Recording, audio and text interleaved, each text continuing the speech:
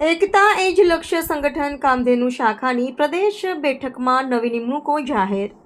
નડિયાદ ખાતે યોજાયેલી એકતા એ જ લક્ષ્ય સંગઠન કામધેનુ શાખાની પ્રદેશ બેઠકમાં ગૌસેવાની પ્રવૃત્તિઓને વધુ મજબૂત બનાવવા વિવિધ હોદ્દેદારોની નિમણૂક કરવામાં આવી હતી.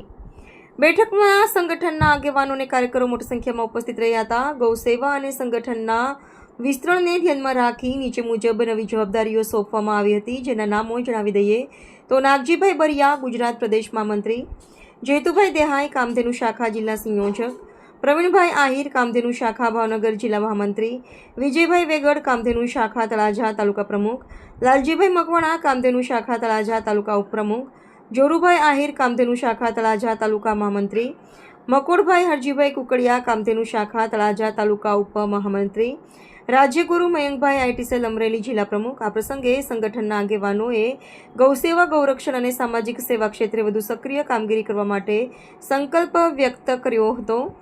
નવી નિમણૂક પામેલા હોદ્દેદારોને શુભેચ્છાઓ પાઠવી આગામી સમયમાં સંગઠનને વધુ મજબૂત બનાવવા આહવાન કરવામાં આવ્યું હતું.